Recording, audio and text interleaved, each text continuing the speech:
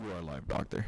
Good morning, Dr. Ara Deukmedjian with the Deuk Spine Institute, and we are here today to cure back pain in a patient who's traveled from Texas, right? You came from Texas, right? All right.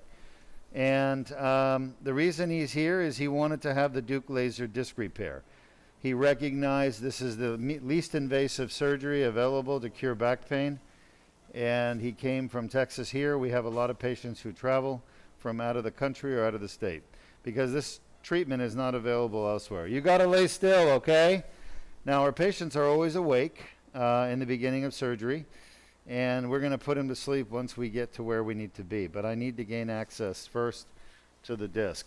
So he's a little jumpy, so I need your help. Otherwise, we're going to have a lot of problems with blood pressure and movement. So maybe you can give him some sedation, help him relax a little bit. I don't know why local injection is not working, but he seems to feel this, which he shouldn't. It's a little bit better. All right, so we start out with our patient awake to help me because I need to navigate from here outside to the area where the pain is coming from. And back pain comes from herniated discs, specifically in the back of the herniated disc, this area in the foramen, the neural foramen, where there's a tear called an annular tear. And all discs have the same structure. They have a jelly center called the nucleus pulposus. It's very watery, very gelatinous. And then they have something called the annulus fibrosus, which is like a ring of tough tissue. If you've ever eaten steak and you know there's a rind around the steak, this really chewy, collagenous tissue, that's what the annulus is like. It's very thick and full of collagen. So the annular tear occurs in the back of the disc, and what that does is it allows, let's go to a lateral. What it does is it allows the jelly to push through the tear in the back of the disc. We have a nice video animation we're going to show you right now. Go ahead and run our video animation, Yes. what causes chronic back pain, and show them how the annular tear becomes inflamed. And then that Traumatic injury to the disc can cause annular tears to form.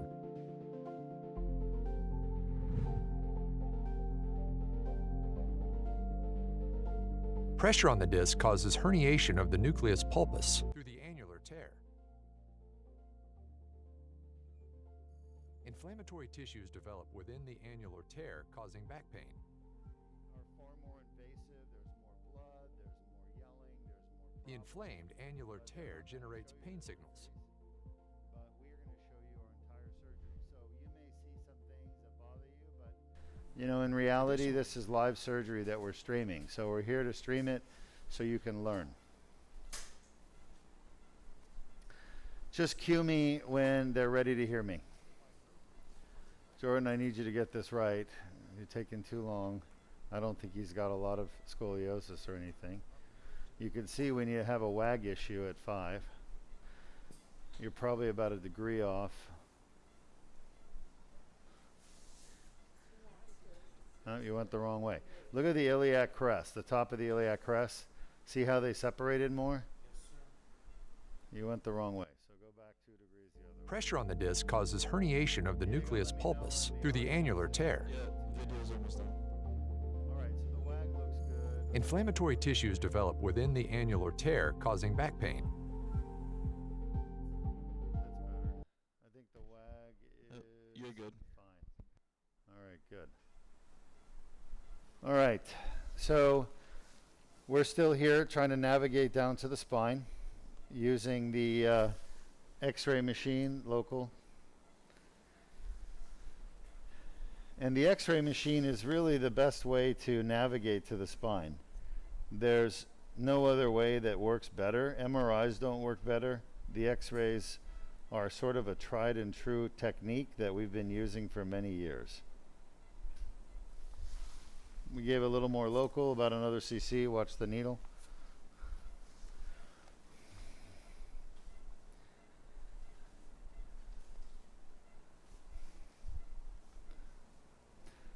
Anything you can do to help me would be appreciated. Shot.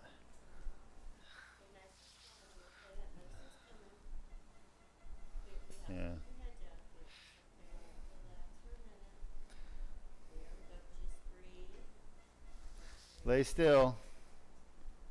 All right. So just making our way down to the disc. And he has a pretty high iliac crest. Shot. Shot.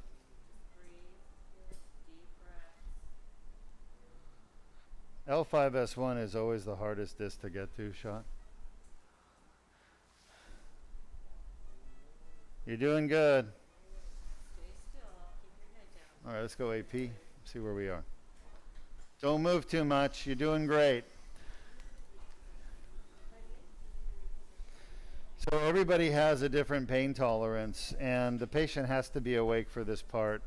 So what we're trying to do is balance his level of sedation and comfort with the need to feel pain.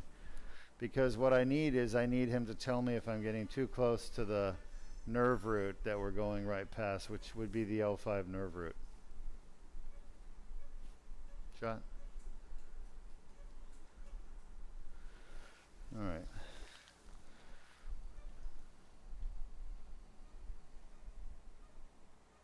Shot. Shot.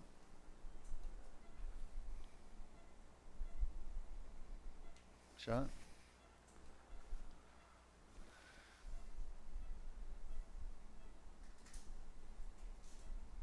Shot. How's he doing? Shot. I think I'm where we need to be. Let's go AP and just see. So I'm accessing that's the L5-S1 disc that we're going to, and it's the back of the disc. And it looks like we're coming straight in through the back, but we're not. We're actually coming off to the left side. And the reason we're on the left side, it's perfect. Let's go back to a lateral. The reason we're off to the left side is because the patient has left-sided pain down the left leg. We always do our lumbar Deuk laser disc repair for lumbar disc herniation and disc bulges based on the side of the leg pain. If the patient doesn't have leg pain, then we go based on the radicular symptoms, which is numbness, tingling, weakness in the leg. And if they don't have any of that, shot, then we go based on which side in their back they have pain. Shot. That looks pretty good. Maybe a little bit lower than I want to be. Shot. All right, so I need to come up a little bit. What I'm hitting is the superior end plate of S1, which I don't want to do.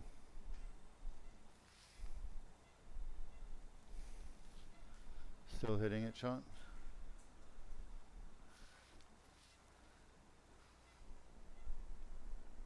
Shot. How's he doing? Is he reliable to me? Shot.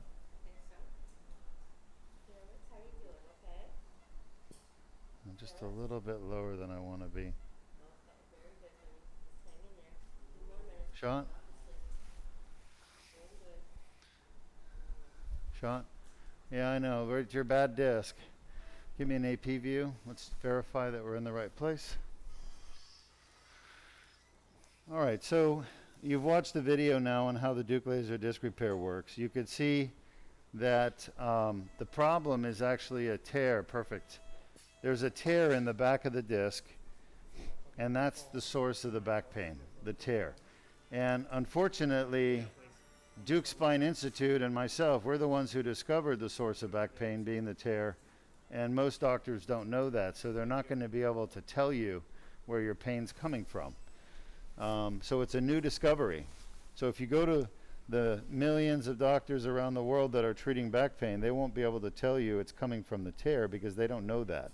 We're trying to get the word out, and that's why we live stream our videos, is so that people can learn about the source of chronic back and neck pain and thoracic pain is the tear. It's called the annular tear. And again, it was discovered here at Deuk Spine Institute years ago, and we've been trying to spread the word. Shot. I think you're a little too far south. There you go. You must have moved north a little bit. And we've been trying to get the word out so people can learn about it. These surgeries we're doing, we're literally only fixing the tear and removing the herniation. Yeah. So his blood is, he must have been on some type of an anti-inflammatory, because this is more than just blood pressure. I don't think that's the case. There's something else he must be taking. Shot? Maybe some of the herbals he takes. He takes a lot of herbals. Yeah, it's the herbals, I'm sure. Shot? Is he awake? Huh? Yes. Felix, Shot? are you feeling that? All right, let's go AP. So herbal medications tend to thin the blood and make it bleed. It makes the blood more watery. You don't get the platelet plug. They kind of block the platelet plug, which is the first step in clotting. Let me know when you're going to take a shot. Go ahead. All right. The good news is it's superficial bleeding usually, but we do have to go deeper, so we want to make sure nothing is going to happen deeper. Shot. All right. So we're heading for the L4-5 disc. Today our treatment is going to be the L4-5 and L5-S1 discs. Shot. And so that's where I'm headed to. Shot. Shot.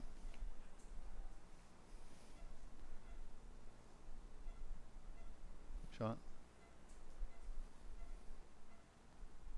Shot.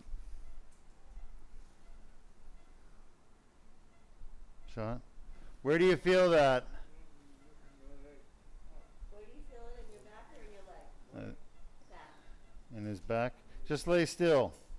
I can't have you moving around.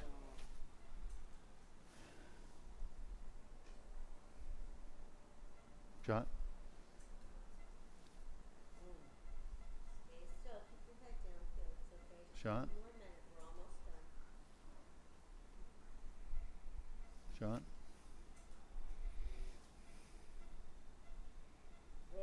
Where do you feel that, Shot? Huh? I went to the leg. How far down?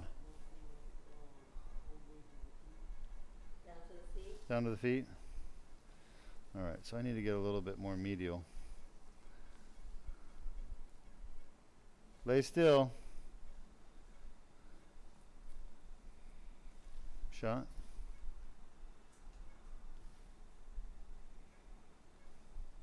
Shot. So we're aiming right for that facet joint at L4-5. Shot. And then we're going to go just past it. Shot. And you can see the L4-5 disc just in front of the facet. Shot. And that's really our target. Shot.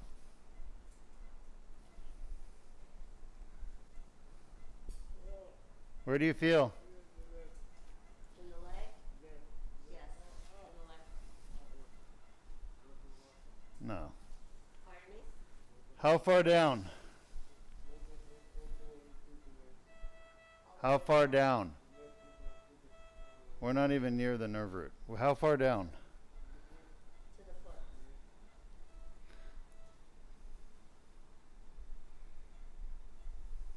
Right now. That's where he feels it?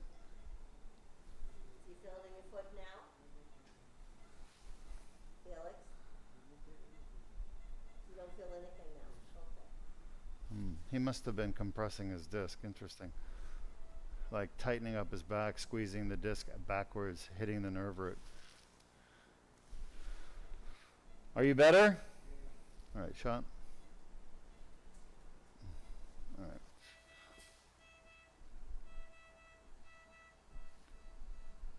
Shot. Where do you feel it? Okay. No, Felix. Tell me where you feel it. Just stay still.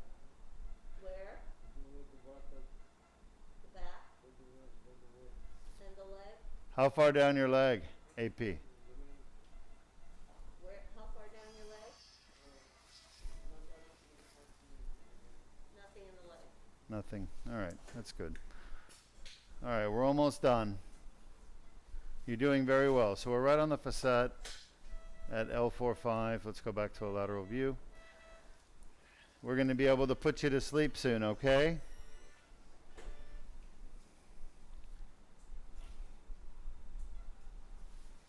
Just relax.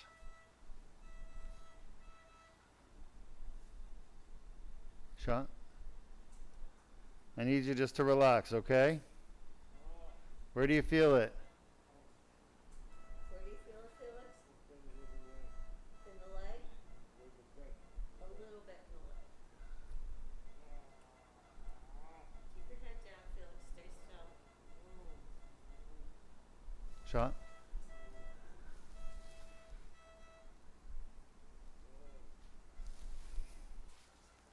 All right, are you better? Okay, we're going to put you to sleep soon, okay? Just relax. All right. So, there's only one test in the world that will tell you if a herniated or bulging disc is causing someone's back pain. It's called a discogram. And normally we don't do them because they're invasive. As a matter of fact, when you do a discogram, it looks identical to what we've just done, except for the last part of the discogram, which we're going to do in a minute. Now, he has 2 herniated discs on his MRI, right where his back pain is. And when I asked him where his back pain was, he pointed right here, okay? And there's 2 discs on the MRI that are bulging. Now, a lot of people are confused about bulging discs versus herniated discs. And I'm going to tell you something. There's no difference. A bulging disc is a herniated disc. There are literally 10 different names for a herniated disc, and some are used more commonly than others, like prolapse disc, bulging disc, herniated disc, ruptured disc, protruding disc, extruded disc. All right? So there's literally many names for the same thing. And in the end, those names are totally inconsequential. They mean absolutely nothing. And honestly, you know, the medical community has made such a big deal about all these different names, not really understanding that they're really all the same disease, same problem, okay? So, the source of pain in a disc injury, like a herniated disc or bulging disc, is a small tear in the back of the disc. And again, we discovered that is the source of the pain here at Deuk Spine Institute. There are doctors that have known that herniated discs cause pain, but no one really knew how or what part of the disc. And there's a lot of people who have theories, like it's the slippage of bones or bone on bone, but it's not. Slippage of bone, bone on bone, scoliosis, none of those things cause the back pain. What causes the back pain is a small tear. And again, that was discovered at Deuk Spine Institute first. So because we discovered it, we have to get the word out. Now, how do we know this? The reason we know this is because I've been fixing these tears now for 15 years. And when you fix the tear with a laser, literally the pain goes away. The back pain goes away, the neck pain goes away, thoracic pain. Whatever the patient's pain is, whether it's back, neck, or thoracic, it literally goes away completely with this procedure. So, like I said, one thing we like to do is to test the discs before we do surgery to verify they actually cause the patient's pain. Are you comfy? That looks very comfortable. You okay, Felix? Let me know when he's responsive. Yes, you said yes. All right. First one we're going to test is L5-S1. How bad is that on a scale of 1 to 10? What is it? What's the highest it went? 8. Huh? 9? All right. So is that where you typically get back pain? So, yeah. All right. That was the first one we tested. So, yes, that pain will be gone forever when we fix it, okay? As long as you don't re-injure your disc. So right now he just confirmed for me that the bottom disc, L5-S1, is causing 9 out of 10 pain with that test, and that it's his typical pain. Now, the severity is not as important. You know, yes, 9 out of 10 is a big deal, but what's more important is that it's his typical pain. We call that concordant. How bad is that on a scale of 1 to 10? Huh? Is that where you typically get back pain? All right. Great. So we get to put you to sleep now. Okay? You're going to go to sleep. Can you count from 1 to 100 for me? Out loud.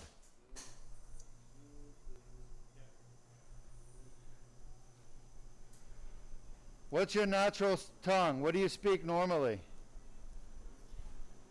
Huh?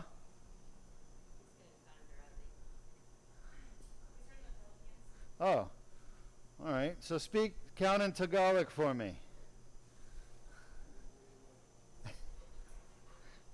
I like to get people to count in their native tongue.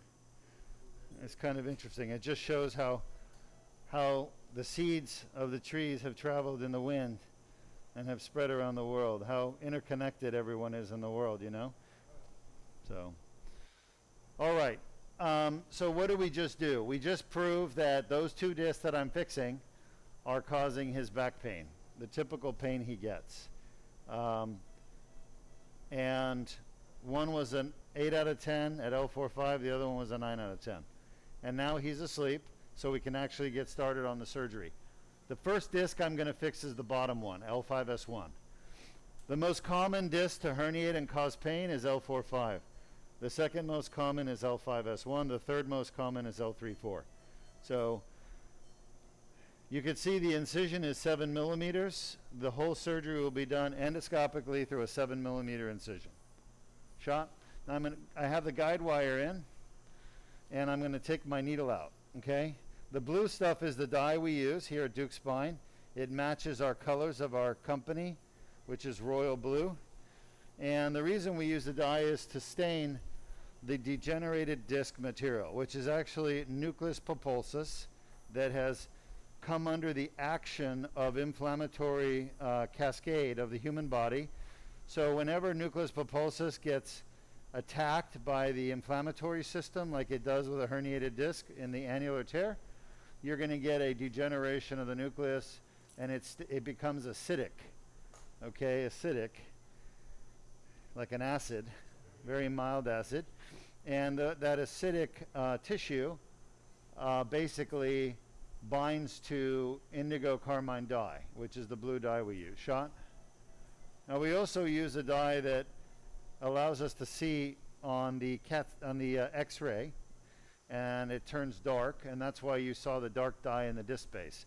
That's actually a dye called omnipaque. So we do a mixture of omnipaque, indigo carmine. Shot? All right, so we're getting to where we need to be. Shot? And I can tell you, it feels like there's a good sized disc herniation and tear here. Shot?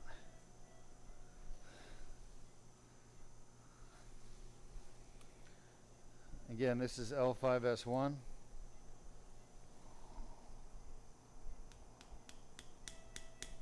Shot. All right, I'm going to take out the guide wire. Leave that. Yep. So we're going to advance this tube into the L5-S1 disc space. And this is where the patient needs to be asleep, because remember what I told you, it's the tear in the back of the disc that we just passed through that tear right now with the dilator. That tear is the source of the back pain. So it's very sensitive. The reason it's sensitive is it's inflamed. Have you ever had inflamed tissue in your body? You know, whether it's a really inflamed pimple or some other inflamed tissue, it's really sensitive, very tender. Sean? So now I'm bringing the tube that we're going to do the whole endoscopic surgery through this tube. I'm bringing that in. I'm advancing it into the disc. Shot. And I'm going to repair this disc through this tube. And for those of you who have never seen this before, which is going to be many people, I'm sure, this is endoscopic spine surgery at its finest. So the whole surgery is done through a 7 millimeter incision in the skin and a 7 millimeter tube. Okay? How could we possibly operate through this tiny little tube? You all see this tube here? It looks like a shake straw. And the way we operate through this tube is endoscopically. Now there's a lot of scammers out there that talk about doing laser surgery and endoscopic surgery, but they really don't. So you want to know what endoscopic surgery looks like? This is it right here.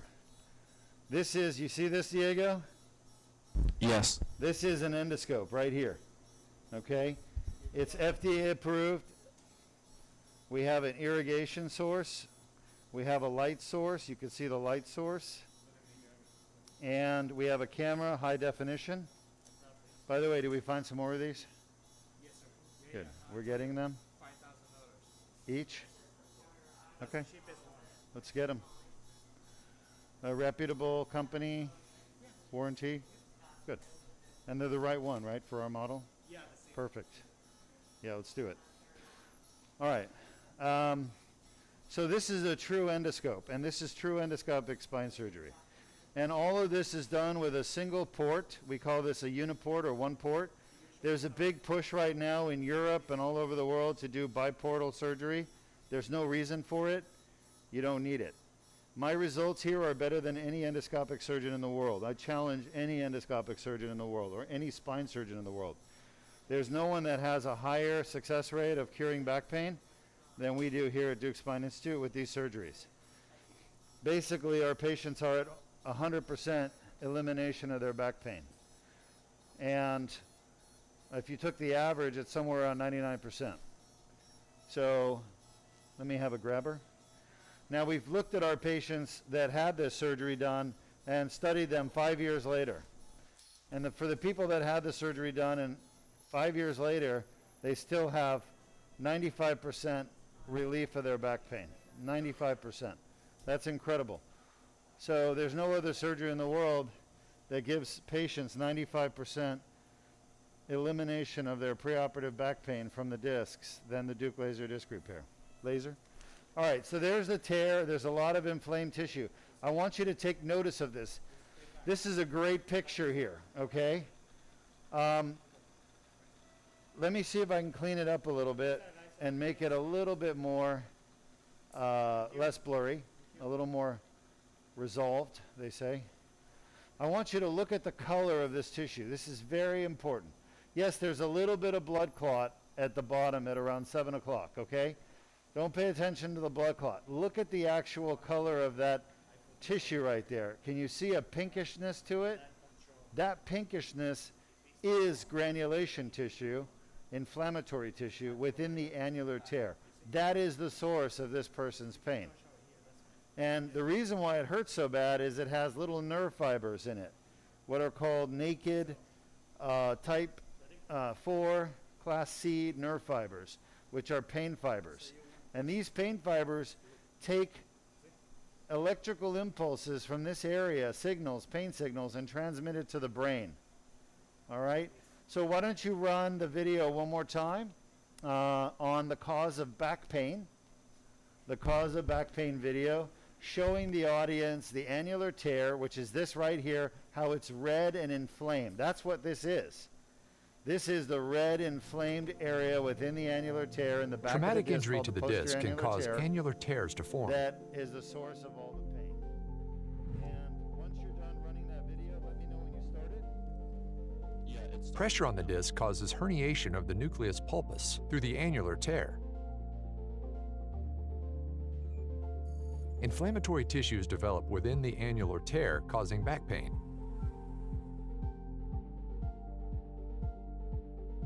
The inflamed annular tear generates pain signals.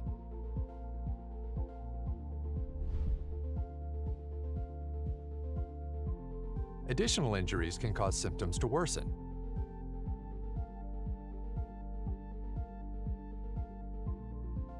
Inflammation from the annular tear can spread to nearby nerve roots, causing leg pain.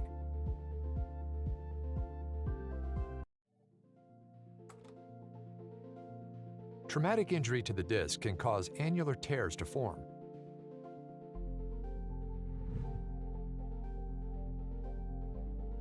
Get started with the laser, and we're Pressure going on to the disc basically causes zap away herniation this of the nucleus painful pulpus. tissue.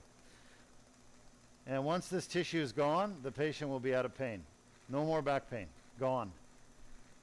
How do we know? Well, I've done this over 1,300 times, actually in 1,300 patients. And we always get rid of the pain every single time. from the discs, okay? Are there other causes of back pain besides a herniated disc with inflammation in the annular tear? Yes, there are. There's piriformis muscle pain, which is lower down in the buttocks. There's sacroiliac joint dysfunction pain, where the SI joints are inflamed and people have pain in the SI joint, sacroiliac joint. There's pain from the facet joints. Those are typical degenerative sources of pain, but the disc herniations are the number one. And this surgery works for degenerative disc disease. It works for bulging discs. It works for herniated discs, because they all cause pain the same way, inflammatory tissue that we just saw, the pinkish stuff. This is all scarred tissue from chronic inflammation. It's very thick, very abnormal. Little bit of nuclear material still here, the blue stuff. And then we're going to go lateral and zap this stuff as well. Any questions from our audience? Yes, we have one question. Where did Dr. Deuk go to school? So again, your voice always trails off, Diego. You have to maintain a high volume Can while you- you finish your sentence. Can you hear me well right now? I hear you, but you kind of trail off with your voice. Okay. The question is, where did Dr. Deuk go to school? Where did Dr. Deukmedjian go to school? Great question. So first of all, I want you to know there's a little bit about the history of the Deukmedjians, okay? My father came from Egypt, from Alexandria, to the United States in the 60s during the Vietnam War, and he basically served in the United States military, and I was born in Germany. And my brother, and the reason this is important is because when you say Dr. Deukmedjian, there's really 4 Dr. Deukmedjians. Actually, one is now a Dr. Schrumpf, but there's Dr. Armin Deukmedjian, my brother. There's Dr. Ara Deukmedjian, my father, and there's Dr. Ara Deukmedjian, who is me. So when you look up on the internet or PubMed, you'll see that all of us have published papers in our careers, which is a great achievement to be able to publish findings and discoveries in medicine, okay? And my father was an obstetrics and gynecologist, so he published in OBGYN. My brother is a neurosurgeon as well, just like me, except not as good looking or smart as I am. And he's in Tampa. So when you look up Dr. Deukmedjian, you got to know which one you're talking about. That's the only reason I mentioned that. So you know that there's more than one of us. Now, I did my undergraduate at the University of California, San Diego, UC San Diego. At the time, the average GPA for UCSD to get in was a 4.2. And it's an incredible school. And I learned a tremendous amount there. I couldn't speak higher of it. Unfortunately, if you look at the U.S. News and World Report rankings, it's not like, it is up at the top, like top 20, but it's not number 1 or 2. But I don't really agree with those rankings at all in terms of quality of education. I think there are better schools than those that are ranked at the top of U.S. News and World Report. I think it's more political and possibly economical, financial. There could be financial incentives given to U.S. News and World Report to rank the school. So of course they show you what they rank by, but it's all subjective basically. But UCSD, I would go back to in a heartbeat. Incredible school, great education. If you know what a GoPro is, the founders of GoPro went to UC San Diego, graduated from UCSD, I think around the same time I did. So great school. And then after UCSD for undergraduate, I ended up at University of Southern California, USC, for medical school in Los Angeles, USC. The Trojans, if you know who the Trojans are. And USC at the time was a 120-year-old school, medical school. So it's a very old medical school. It's been around for a long time. Incredible education that I got there. And honestly, I worry all the time about the quality of education in medicine, that it's deteriorated. I look at the surgeons trained today, and I don't think they're better than the surgeons trained yesterday and years ago. I think they're worse in many ways, unfortunately. I think the outcomes of surgery are worse.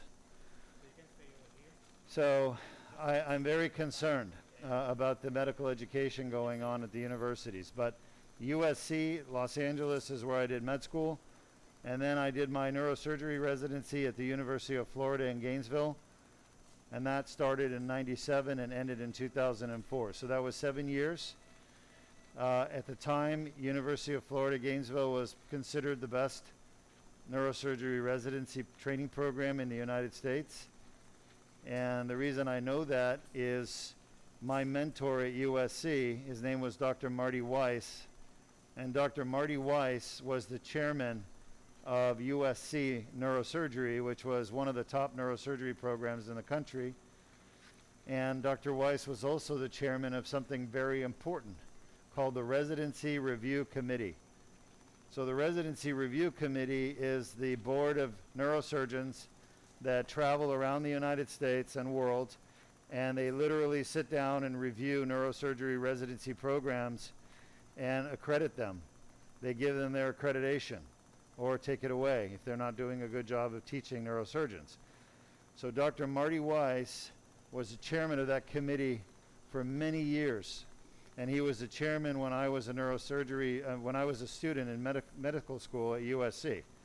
And he basically sat down with me and personally ranked the best neurosurgery programs in the country. And number one, he put University of Florida with Dr. Albert Roten. He thought the world of Dr. Roten. He thought he was an incredible neurosurgeon and leader and chairman. And so he told me better than USC, his own program, was University of Florida in Gainesville. Now the program has undergone a lot of changes since I graduated in 2004, and there's new leadership there, and I don't think the program is as good. Not at all, not even close. So I don't think University of Florida is a top neurosurgery training program anymore. I think it's had a deterioration of quality of training over the years. Dr. Roten retired and subsequently passed away. Dr. Arthur Day, who was one of the top cerebrovascular neurosurgeons, was my faculty when I trained, and he moved on and became chairman at Harvard Neurosurgery, and then eventually went back to the South where he's from in Louisiana. And Dr. Rick Fessler, one of the top spine surgeons in the world, went off and became chairman in Chicago, I think. So, you know, we lost him as well. And then Parker Mickle, one of the top pediatric neurosurgeons in the country, retired. And so the people that have replaced these doctors that have left or retired, in my opinion, are not the same caliber. And therefore the training is not at the same level. So I feel that the program has really, unfortunately, it's suffered tremendously as a result of a loss of great faculty. So what's the best neurosurgery training program today? I honestly don't know. I couldn't tell you. My brother, who's also a neurosurgeon, trained in Tampa at the University of South Florida, USF. It's a good program. He practices over in Tampa as a neurosurgeon. He does spine surgery as well. So if you're looking up Dr. Deukmedjian online, you may find my father as an OB-GYN, you may find my brother as a neurosurgeon, and you may find me as a neurosurgeon. But the Deuk Spine Institute was founded by myself, and this is where you want to go if you want to get rid of back pain and neck pain. I could tell you more about myself if you want, but it would just sound like bragging, and I don't want that to be the case. So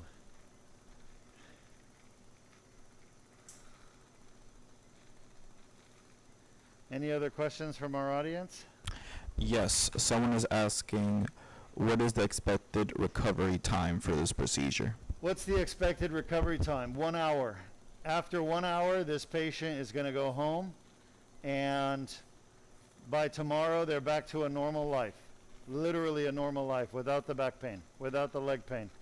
They could go to work tomorrow, they can go shopping, they can go on vacation, they can travel on a plane, they can go on a cruise, they can do anything they want with the exception of no bending at the waist for 6 weeks. They're not allowed to bend over, pick anything up off the ground for 6 weeks. And of course, I don't want them playing contact sports like football tomorrow. rugby, anything contact, gymnastics, also golf. They really have to take some time off of excessive physical activity and let their back recover, okay? They have to let the back recover. They have to let this disc heal. Look at all this scar tissue here. Literally from here all the way down is all scar tissue from inflammation. That pink thing over there is the end plate of S1. It's called the superior end plate of S1. So all of this is the tear that this patient has, and the body has tried to heal it by forming scar tissue. But you see the pinkish color? The pinkish color means there's ongoing inflammation. See, scar tissue is white, pure white.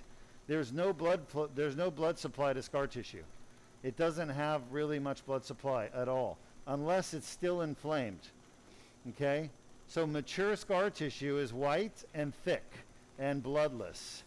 But when you see pink in scar tissue, it means it's granulation tissue. It's fresh, young scar tissue. It means there's ongoing inflammation. And you can see this patient definitely has the pinkish color to his scar tissue, meaning that there's ongoing inflammation. And inflammation is what causes pain. Look how thick this scar tissue is. This is totally abnormal. Okay? And the golden color you're seeing, that gold is calcium. Calcification. It's called dystrophic calcification. And your body tries to, whenever you have abnormal tissue and inflammation going on, your body's response is to calcify the tissue for some reason. Just look up dystrophic, dystrophic, calcification. And you'll see what I mean, okay? It's a calcium or like little bone deposits, calcium deposits in tissues that are abnormal, pathological tissues that have been damaged. It's just for some reason, some of these like collagen and elastin and some of these macromolecules bind calcium well. And I don't know why, but I'm sure maybe there's explanations now. But when I was a medical student at USC, they didn't know exactly why it happened. They just knew it happened. So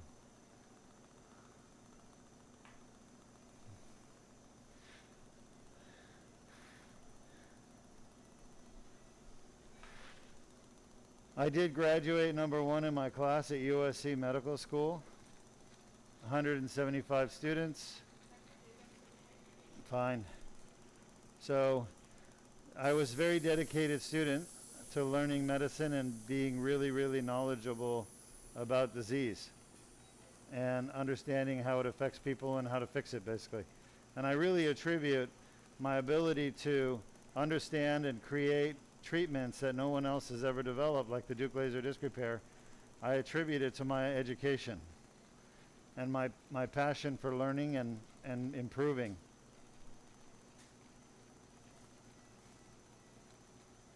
Improving treatments for people and diagnoses. All right, what other questions do we have? No questions, but we have someone who enjoys hearing you brag. Oh, They okay. said that you're the best neurosurgeon in the world, and she's been listening to you for 4 weeks since her back surgery. Well, thank you. I appreciate that. So, for those of you who don't know, we do have a free app that we have created for people. It's no charge to download it. It's free to your iPhone and to your Android if you have an Android.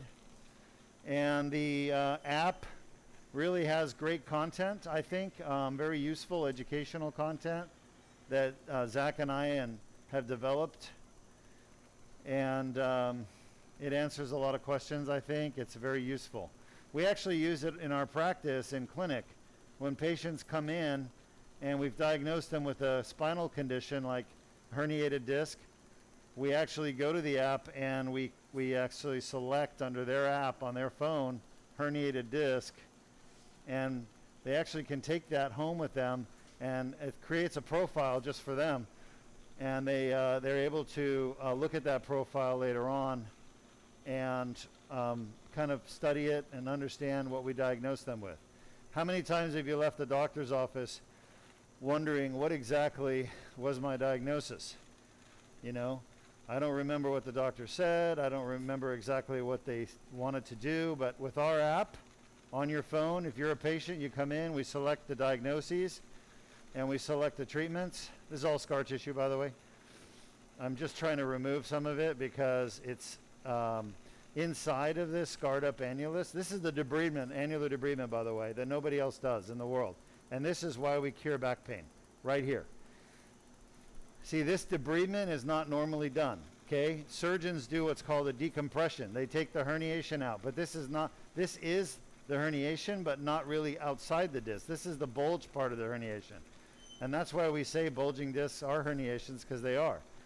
The herniated nucleus pulposus is wedged in here, and it's just encased in scar tissue, but it's going to keep causing inflammation because your inflammatory system thinks that it's foreign. It thinks of it as like a piece of metal or wood in your body, and doesn't belong there. So when it sees it, when it comes in contact with blood supply and it sees it, your body attacks the herniation.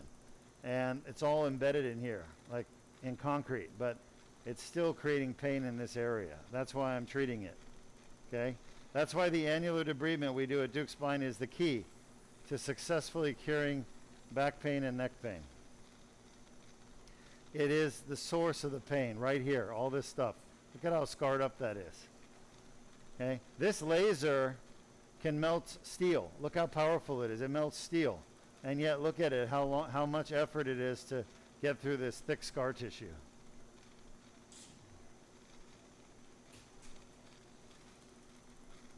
All right, we're just about done here. I think we're done.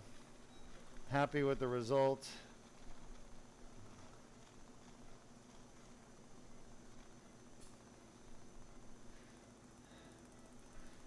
So besides the app, which is free, you can also get a free MRI review. If you know somebody suffering with pain, we don't charge for the MRI reviews, they're free. We don't even charge for the telemedicine conferences, they're free. Why do we do that? Because we want to help people get out of pain. Whether or not you treat with us or you go somewhere else, it's your choice, but we can still provide you with a second opinion or a third opinion, whatever you're looking for, and help you get out of pain. All right, that's our goal, is to get people out of pain.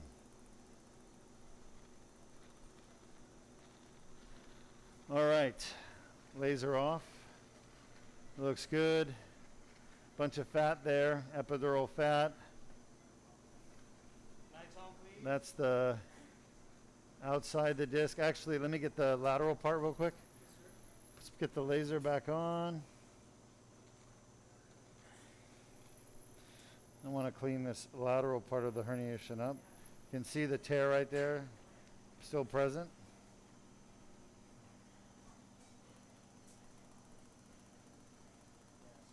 All right. So Diego, why don't you run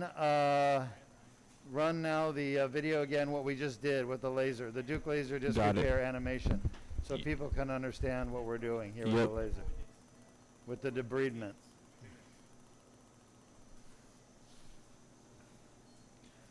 All right. Good. It's all a bunch of fat. Lights on, please. Thank you. So I'm going to suck the juice out. Scope off. So a little betadine, you know, down the tube. The betadine shot. Disc herniations are a common cause of chronic back pain.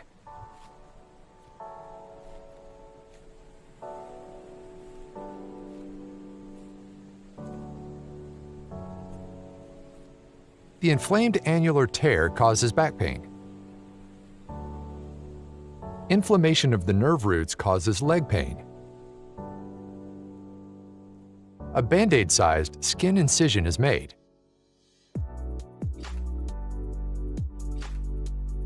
A small tube is inserted without damaging the bone or soft tissues.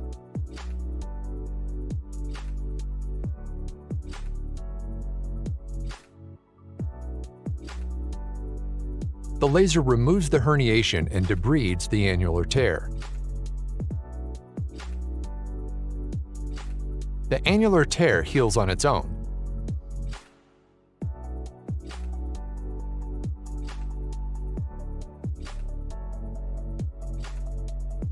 If you have a herniated or bulging disc and back pain, submit your Video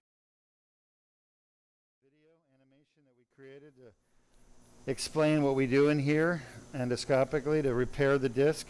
We're now taking this tube out. Remember, this is the tube that was at, nice job on the blood pressure, at L5-S1. We're now going to do the L4-5. So I'm going to bring the scope back in. So this patient came to us with chronic back pain, like so many millions of people in the world, hundreds of millions to be exact. Hundreds of millions of people with chronic back pain and neck pain don't know what they can do to cure their pain. They don't believe a cure is possible, or if they do believe a cure is possible, they think it's in the form of fusion or artificial discs. Well, this surgery is next level. This is beyond fusion and artificial discs. And this surgery actually cures the pain, and you can treat multiple levels. Most patients have more than one disc causing their pain. So you really do need to do, on average, 2 discs, possibly 3. But our average is 2.5 discs per patient. And the reason is that in most patients, they have more than one disc herniation causing their pain. And unfortunately, most surgeons only fix one at a time. So if you have a more traditional surgery like fusion, not only are you having an unnecessary invasive procedure, okay, but you're also not going to get rid of your pain because your surgeon's going to only do 1 disc usually. Sometimes they'll do 2, but that means they're going to be leaving untreated herniated discs that are causing pain. You don't want that, because then you're going to have to come back for another surgery. Shot? All right, well, we're getting into the L4-5 disc, Diego. Why don't you run the comparison video? Yep, got it. You know, the one that compares lumbar fusion with Deuk laser disc repair. Yes, sir. Shot?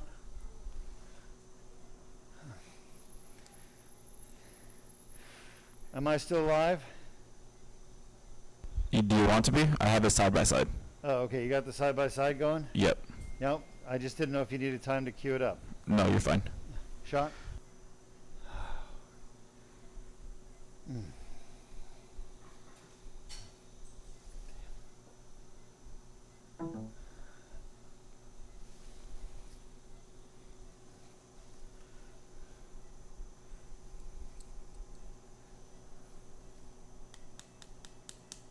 Shot? Shot?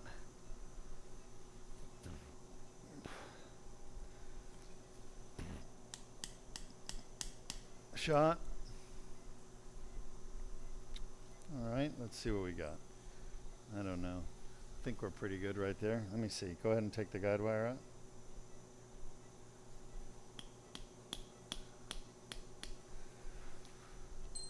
Let me know when you're ready, Diego. Few more minutes.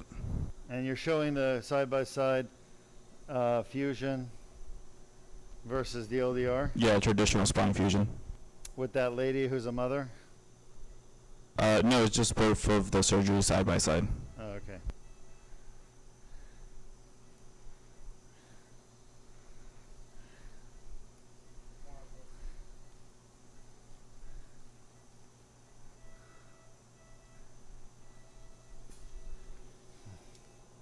Okay, you're back.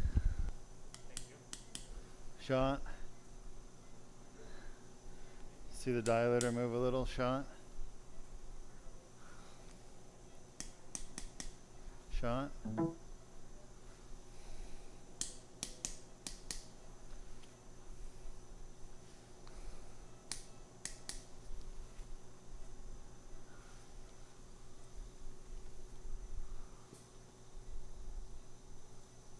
Shot.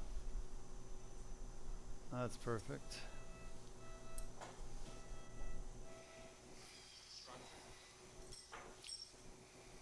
Let me know when you're back. You're back now. Okay, well, I hope you enjoyed that side-by-side comparison, but I do want to illustrate, if this patient had a fusion, he'd be looking at an incision on his back Deuk laser about disc that repair, long.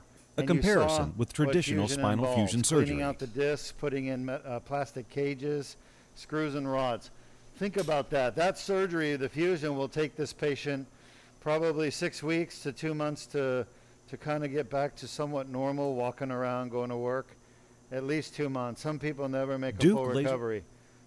But the laser surgery, look at this. Would you rather have screws and rods and cages and meat and potatoes, or would you rather have this tiny little cut, minimally invasive surgery where you're going to go home an hour later? It's obvious, right? And for those of you who don't know, that we do all of the types of spine surgery here at Deuk Spine. We could do any surgery. We're capable of doing any surgery here. Our focus is degenerative spine, so we don't do tumors and infections and too many fractures, but we do mostly disc problems like degenerative disc disease, herniated disc, bulging disc, back pain, neck pain, thoracic pain. So it's enough to keep us pretty busy. That said, back pain and neck pain and curing back and neck pain is our specialty. Okay, we're inside the L4-5 disc. We have an endoscopic view. You're looking at it with me. You're seeing everything I'm seeing. I'm going to go in there and grab out a piece of herniation that I see.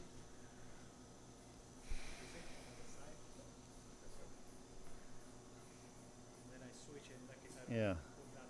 There's a proper way to clean a pituitary rongeur, which is what I'm using.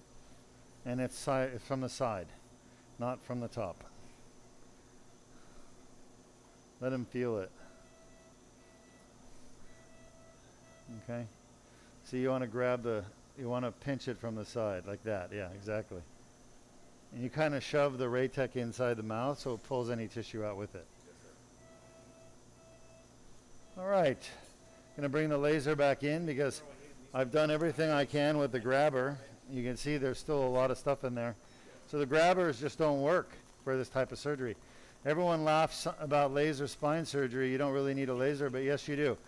If your surgeon or somebody you know tells you that laser surgery or lasers are unnecessary, they honestly don't know what they're talking about.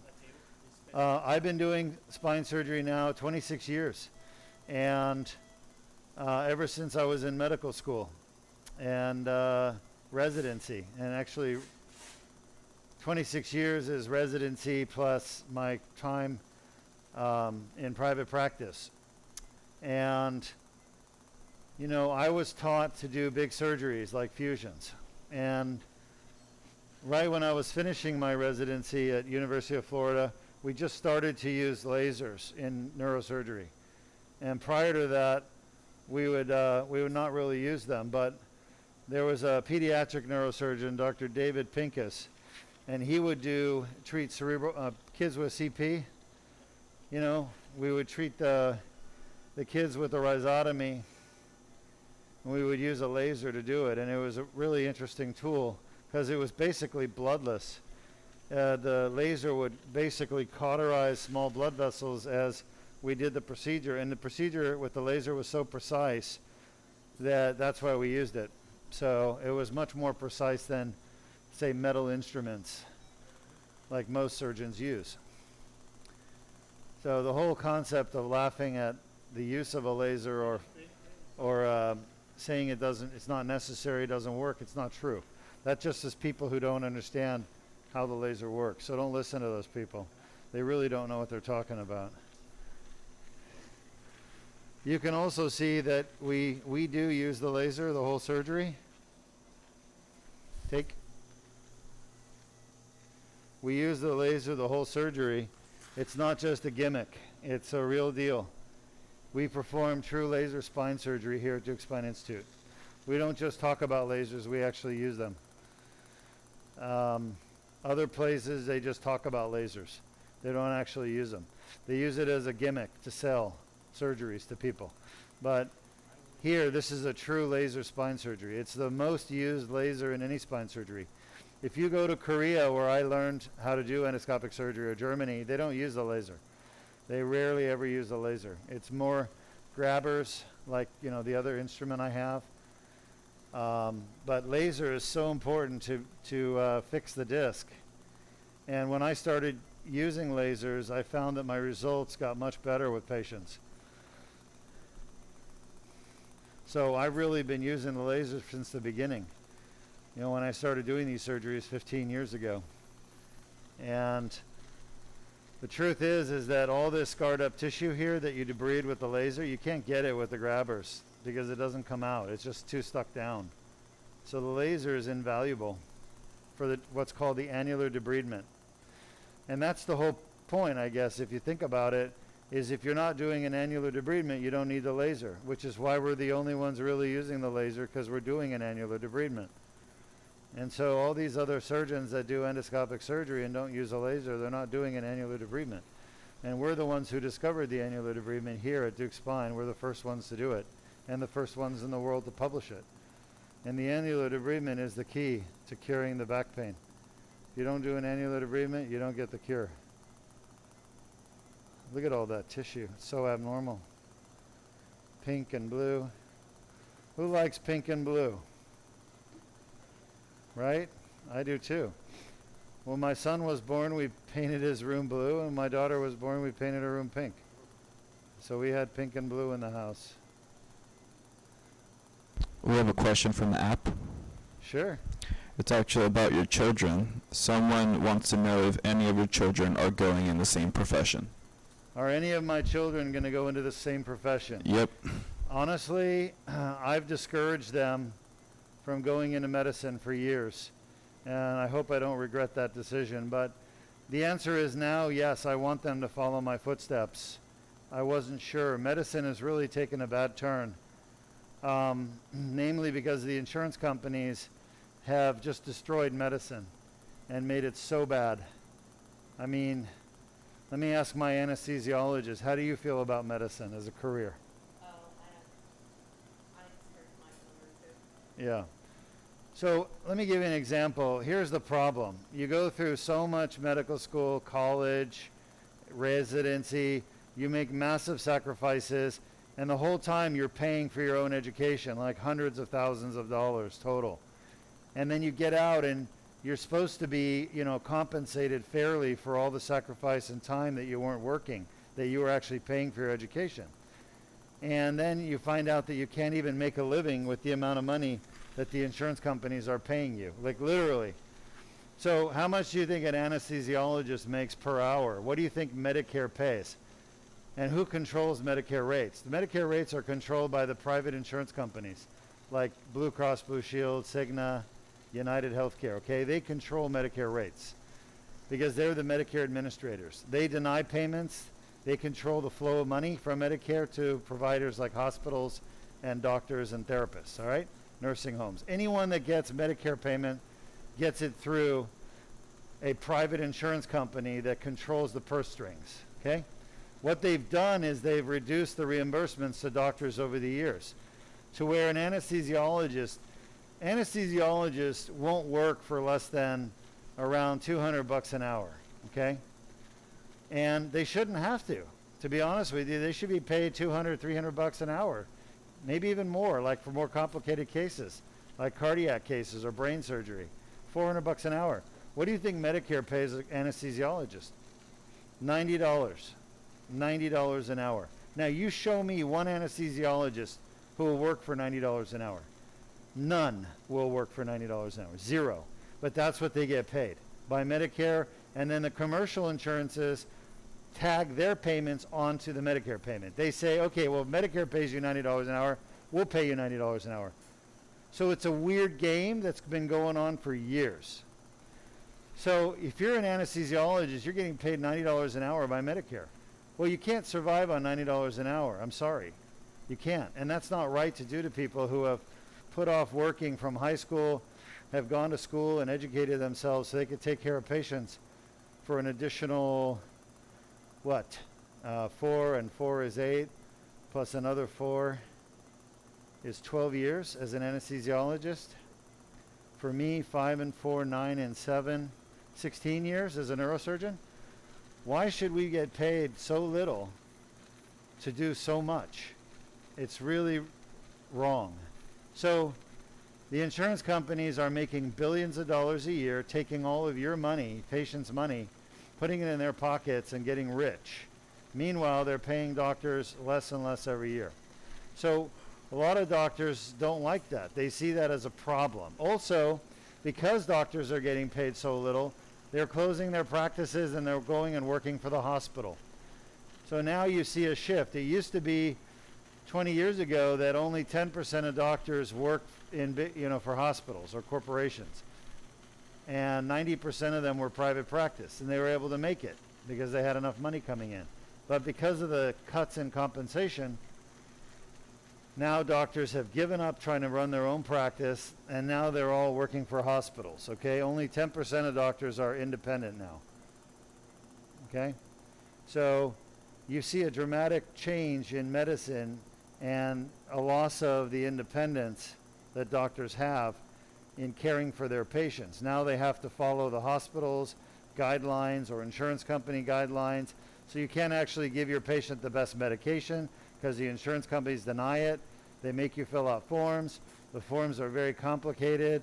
The forms end up, after you spend all the time filling them out for the patient, they end up denying the medication still, or they end up denying the treatment or the MRI or the x-ray. So basically, the insurance companies have started practicing medicine, and that started a long time ago, and they're denying payment for treatments, and they're basically destroyed medicine, and we've allowed that to happen. We as a society have allowed that to happen. Our politicians have allowed that to happen, because it happens at a state level, the level of the state legislature. It is state laws that allow insurance companies to deny treatments and underpay providers. Some states are better than others. Florida is a really bad state. It's very favorable to Blue Cross Blue Shield, who also happens to be the Medicare administrator and the #1 private insurance company in Florida. They have more covered lives than any other carrier. So the insurance companies have basically carved up the United States into territories, and they have monopolies in those territories, and they get away with it. United Healthcare has its territories, Blue Cross Blue Shield has its, and they also control Medicare. So we are basically at their mercy. This is the tear, by the way, right here. Look at that nastiness, okay? And I've been working on the tear for a while. So it's hard to tell your children to go into such an oppressive, denigrating profession as medicine anymore. It used to be a noble profession. It used to be a wonderful profession. And now it's like being an indentured servant or slave to the insurance companies. So, yeah, it's hard to get excited about that kind of a job where you know you can help people, like this laser surgery, and yet you have to fight the insurance companies on every claim to get it covered. So, do I want my kids to go into neurosurgery? Absolutely. I want my daughter to be a neurosurgeon. I want my son to be a neurosurgeon. That would make me very happy. I want them to follow my footsteps and do this procedure when I'm long dead. So I'm hoping that happens. Will it happen? I don't know. You know how teenagers are. You can't tell them what to do. They know everything. But I'm really hoping that they do, okay? Now, my son is also a professional race car driver, but it's too early to say if he's going to make it or not. But I would rather him be a neurosurgeon than a professional race car driver. I told him that the other day. So I'm hoping that he listens. And I said, do both. You know, you could be the first Formula One driver and neurosurgeon in the world. Nobody else would have done that. You could be the first one and the only one. Because I don't think there will ever be another neurosurgeon who's a Formula One driver. So I'm trying to convince him to do that. We're hoping to get a sponsor. We've been talking to a sponsor who I think is interested, but you never know until they show you the money, right? So, Jerry Maguire, show me the money.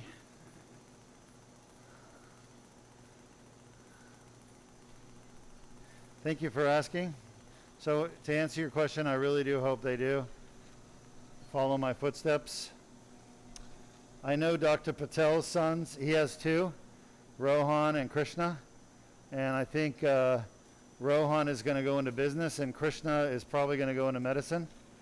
So maybe Krishna will come and work here when he's done. Both of them have been working here for years as medical assistants in their summertime, you know. So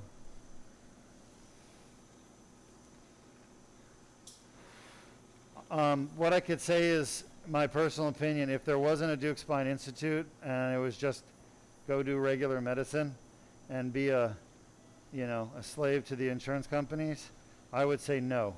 I don't want my kids to go into medicine. But because I could see my children carrying on my work, my discovery, my treatments for patients who need it desperately around the world, I would say yes, do it. I guess that's the best answer I can give you.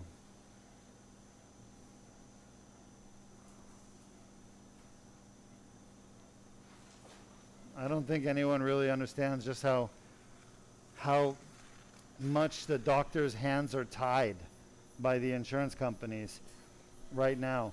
And people will argue with me, and that's fine. They'll say, no, the hospitals tie your hands. But I'm telling you right now, hospitals tie doctors' hands because of the insurance companies. I've seen it. I remember, for those of you who don't know, I was the chief of staff of a hospital for 2 years in a row, elected by my fellow doctors, okay? And chief of staff is the highest position in a hospital for a doctor. It literally is the liaison with the board and the administration and all the chairmen of the surgery committees and all the other committees. You are the top dog. And that was my position for 2 years at the hospital as chief of staff, okay? So I saw everything in medicine. And believe me, I saw it happening way before the other doctors did. And I just have seen a degradation of healthcare in the United States, tremendous degradation, and it's all due to the insurance carriers, one way or the other. Okay? I'll give you an example. There's a treatment for a blocked artery, okay, in the abdomen, aortic stenosis. And for the longest time, we did open surgery, where we went in and cleaned out and put in a patch, a graft, and diverted the flow. And then they came up with this procedure that's done minimally invasive through the groin. And the surgeon and the interventionalists at the hospital all wanted to do this less invasive procedure, safe, wonderful results, no downtime, very, very good for the patients. Much better than open surgery, which is very dangerous. And the insurance company didn't want to pay for the surgery because it was more expensive than the open surgery. So guess what? They told the hospital, we're not paying. And what did the hospital do? They told the surgeon, you can't do the surgery. You can't do the less invasive procedure that's better for the patient because the insurance company won't pay for it. So the truth is the insurance companies are deciding how people are treated, and they're forcing them to have cheaper, less expensive treatments that are far worse. Like, for example, this surgery right now. The insurance companies don't want Deuk laser disc repair because everybody's going to want this treatment for their back pain. Everybody. There won't be a single person who won't. Nobody's going to want fusion. Nobody's going to want artificial disc. They're going to want this. And the insurance companies don't want to make this generally covered. So we actually have to fight claim by claim with the insurance companies. And we get it paid. Quite often, we get it paid. Not all the time, but we get it paid. And if we don't, we sue them on behalf of the patient. So we're going to make changes to the policy and coverage of these procedures, but you have to fight the insurance companies to do it. You can't just go along with what they want. You have to stand up for what's right for the patient, what's best for the patient, what's safest for the patient. But the problem is most hospitals won't do that. They're scared of the insurance companies. I'm not scared of the insurance companies. I learned a long time ago you have to fight them to get them to do what's right. And so we're used to fighting them by now. We're kind of like Israel and Palestine. You know, we're not scared of war anymore. We've had rockets and missiles fired at us. We know what kind of damage they can do, and we know we can fight back, and we can send the Apache helicopters and the tanks in. And that's what we're doing, okay? We're literally going to kick the insurance company's asses. But we can't do it alone. We need the help of the patients. So people have to have a grassroots effort. They have to rise up. They have to demand what's best for them rather than what's best for their insurance companies to get rich. That's what it comes down to, folks. So I know I'm a little off topic, but you asked about my kids, and I wanted to give you an answer that was comprehensive, that you could understand in the context of why I would not want my children to go into medicine and why I would. The would part is only because I want them to do what I do, Deuk laser disc repair, for the world, because there's no one else doing it besides me. And it needs to be done everywhere. It needs to be available in more places. So I just see that as a trend getting better and better over the years as we start winning more coverage decisions with the insurance companies. If we have to take them to court and sue them, and they're going to lose more and more, and they're going to have to start paying. Now, if you guys have never heard of artificial disc, they had to go through the same thing, okay? The artificial disc manufacturing companies, they had to sue the insurance companies, and they got victories in court, and now the insurance companies cover artificial discs. The only one that doesn't is Medicare. And I'm surprised Medicare doesn't cover it still, because I thought they would have beaten Medicare down by now. But everybody else pretty much covers artificial disc. But when artificial disc first came out in the United States around 2002, about 20 years ago, I was there for that, and we were putting artificial discs in at the university. And we weren't worried so much about insurance companies and getting them to pay, because they had a really good billing department and collections department, so they would negotiate. But we still had some insurances that wouldn't pay for it because it was a new technology. Of course, it had been around in Europe for 20 years earlier, but maybe even longer than that. But the insurance companies still didn't want to pay for it because they knew more people would want to do artificial disc. So, long story short, the court battles ensued in the years to come, and victories were had by patients who stood up for their rights to get good medical care, and they changed history by getting the insurance companies to pay for those procedures. Same thing will happen with Deuk laser disc repair. There's no doubt about it. And that's happening already. So I'm very optimistic about it, and now I want my kids to follow my footsteps. Yes. Yes, I do. All right, we're done. All right, if you have questions, feel free to type them up, and I will answer them for you. But I just want to review what we've done. We've done Deuk laser disc repair, L4-5, L5-S1, in a patient who comes to us from Texas with chronic back pain and 2 bulging discs. Remember, a bulging disc is a herniated disc, just a small one. And they came here to get rid of their back pain, which is what we do here. We cure back pain. We cure neck pain. And I expect his back pain will be completely gone. Now, I can tell you he's a repeat customer because he came here a month ago and had his neck done. He had herniated discs in his neck. And that surgery went so well for him. He's very happy. The pain is completely gone in his neck, that he said, hey, by the way, I've got back pain. Can you fix that? And I said, yep, absolutely. We can fix it. So now he's here getting his back pain cured. And hopefully he'll be willing to do a video for us. And we'll be able to share his success of the procedure with you. And you'll see firsthand that the surgery works. Now notice all I did, okay, the only thing I did was make a cut in his skin and bring a tube down. I brought this tube down into the herniation, and we used the laser to clean up the tear, the annular tear, debride it, and we took the herniation out. That's all we did. Annular debridement, removal of herniation, and a skin incision. The skin incision is not going to cure his back pain. Putting the tube in through his muscles is not going to cure his back pain. It's what we did at the disc level that will.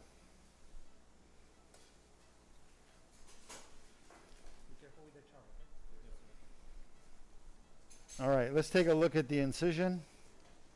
7 millimeters. And for those of you who saw fusion surgery, you saw how much bigger the incision is. I would put a stitch. Yeah, just because he's been on herbals and he's kind of oozy. I'm going to call our EBL 5 mil. We lost a little more than usual, which is 5 mils. Normally we lose 1 milliliter, but we lost around 5 mils today. Raytech off the field. I'm going to head over and do a quick timeout. Then I'm going to head over to our broadcast room. Why don't you run some videos for our audience, and I'll be there in a couple of minutes. Okay, Diego? Okay.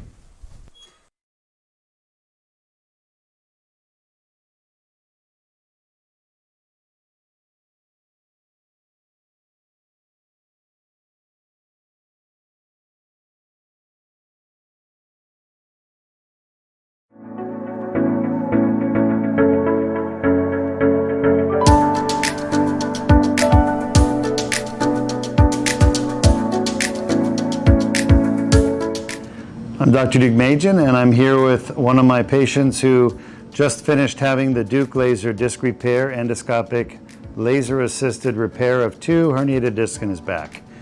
And we finished about an hour ago. How are you feeling? I'm feeling great. I'm feeling much better. Yeah. Good.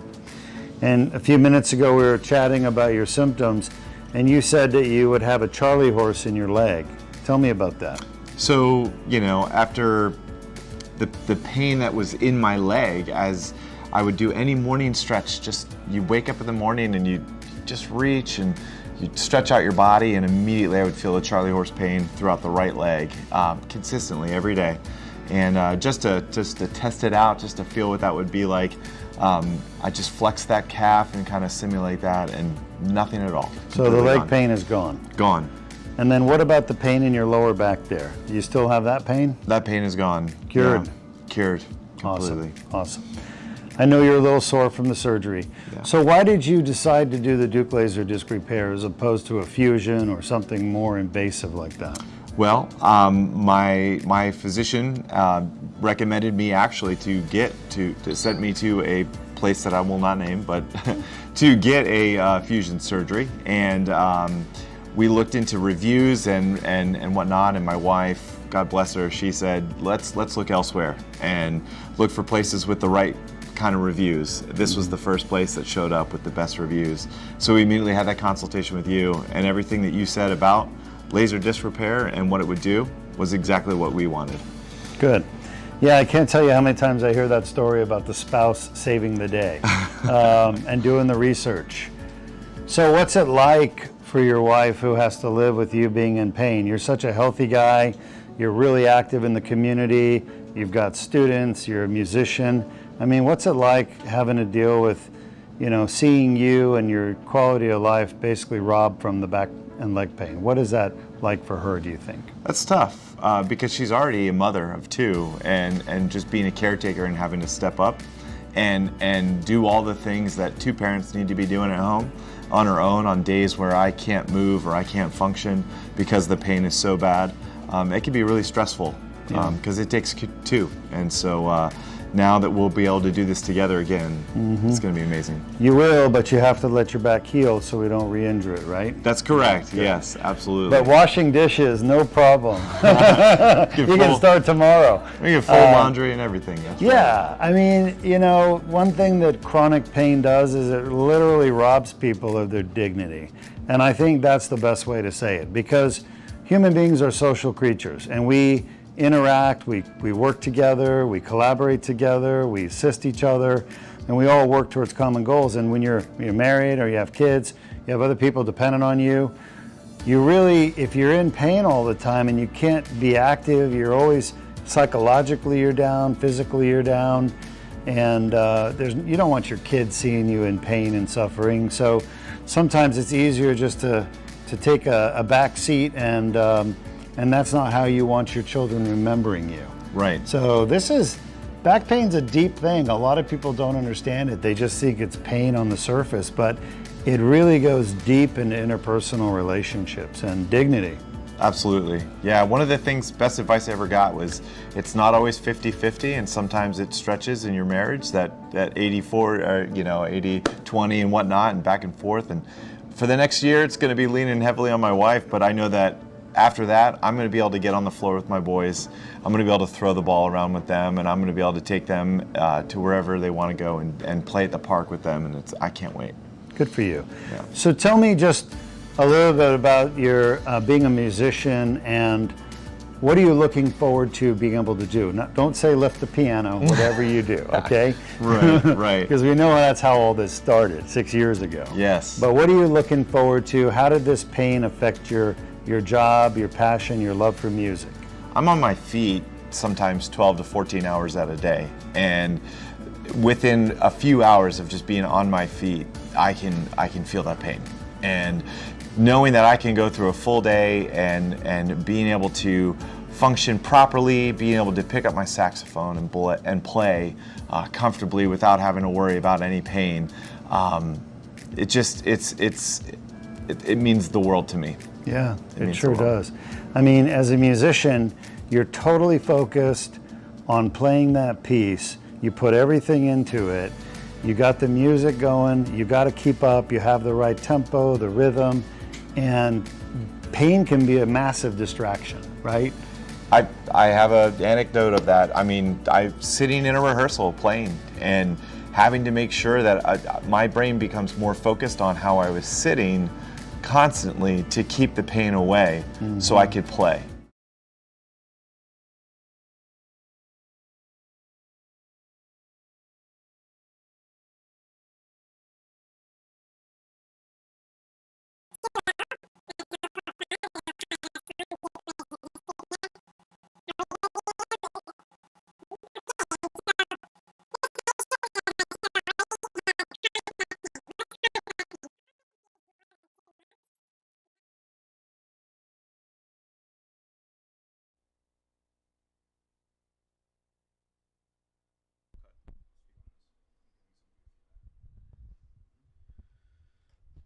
All right, is that better?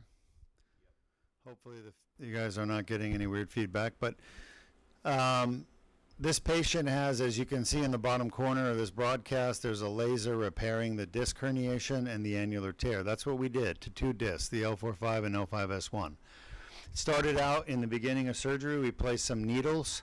Those are called spinal needles. They go into the spine. Specifically, they went down to the herniated disc, and then we brought the endoscope in, which is what you're watching now. And you can see the laser fiber here zapping away at the annular tear. What's an annular tear? Well, there's a wall around the disc that holds the jelly in. It's called the annulus fibrosus, okay? And so if you look here, you can actually see that there is a protrusion there. That red thing is actually jelly from the center that is squeezed out through a tear. And so that tear in the annulus or wall that holds the jelly in normally is the reason why there's a herniation. If there wasn't a tear, there wouldn't be a herniation. And when I say herniation, I'm talking about disc protrusion, bulge, extrusion, any of the names that you commonly see on MRI reports that refer to the jelly in the center of the disc pushing out through a tear. And it is the jelly that's stuck inside the tear that actually causes the back pain because it creates inflammation within the tear, and that's what we're removing here with the laser. So you can see the laser going to work, removing all the torn annulus and what's called interposed nuclear material and inflammation. So it's really it. I mean, what you're seeing here is a 0.5 millimeter laser, and from side to side in the tube it's 6 millimeters. So think about what 6 millimeters is. It's that big. So this is really a Band-Aid incision endoscopic spine surgery. It's only found here in Orlando, Florida at the Deuk Spine Institute. All right, let's go to our first question. Dr. Patel's sons, he has two, Rohan and Krishna. And I think Are MRI findings accurate in determining herniated discs and related sciatica? Okay, great question from one of our viewers. I love this question. So the question is, are MRI findings accurate when it comes to herniated discs and determining sciatica? This is like, to me, the platinum question of the day. Great question. I can't tell you what a big issue this is. This is a huge issue. So here's the problem. MRI scans are pictures, okay? And what happens is a human being looks at those pictures, and that human being's called a radiologist. And, you know, I got to be honest with you folks, radiologists were not the A students in med school. They're usually the B, C, and D students, usually down closer to the C and D. All right, so what I'm getting at is these are people who, for the most part, underachievers in medicine, and they don't like people, okay? So to be a radiologist, you can't like people. You basically lock yourself into a dark room all day looking at pictures. And for the doctors that actually like people, you become what's called a clinician, where you actually see people and interact with them and help them, like me, all right, where I see people every day. So I'm painting a picture about radiologists. It's a generalization, I get it, but you need to know the truth. Most radiologists are not nice, friendly, loving people. They are not empathetic people. So they're the kind of people that like to be in a dark room looking at pictures all day. Think about that. Mental image. Now, they're also usually the bottom of the class, okay? And many of them don't make good clinicians, okay? I'm going to make some enemies, I get it, but you all, you know, that's what we're here for, is the truth. So their perceptive skills, their diagnostic skills, their observational skills are not great. And they're the ones reading those MRI reports, or MRI images, and creating the reports. So how do I mean, do I really feel this way about radiologists? 100%. All right, one of my best friends, he's an ENT doctor.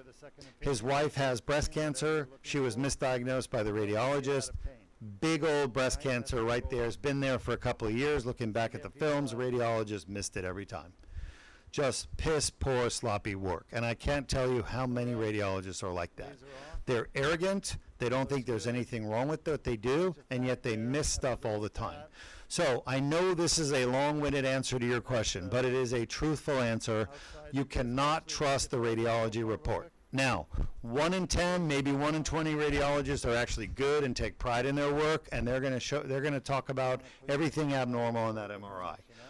But I've had radiologists where I've literally sent the patient for an MRI of the lumbar spine. It had an obvious herniation on the MRI. You can see it, giant.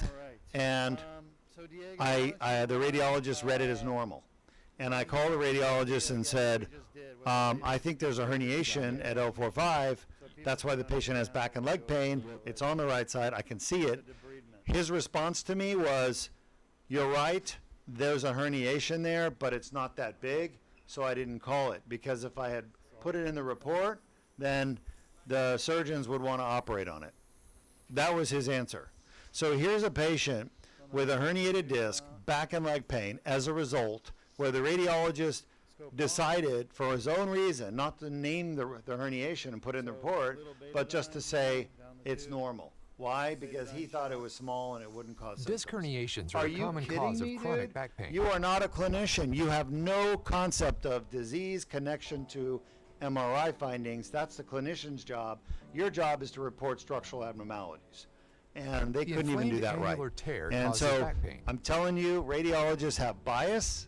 They think they know more than the clinicians do. They don't like people, and they sit in dark rooms all day looking at pictures. Skin incision is so do not trust your MRI report. Get a second opinion.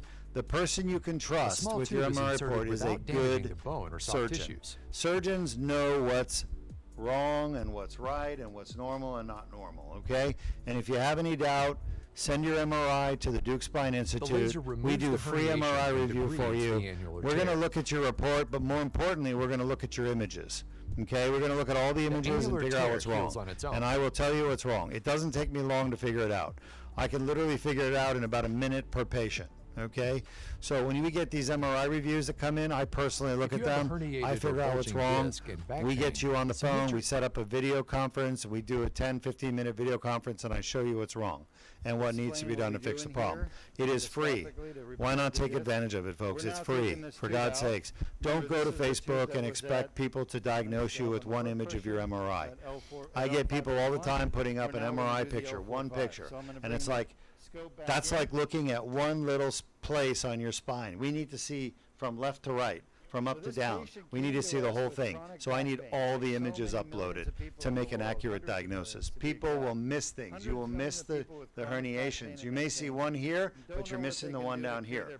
The one up here is on the right, the one down here is on the left. If you only get a picture on the right side of the spine, you're only going to see the right side herniation. You're going to miss the left side.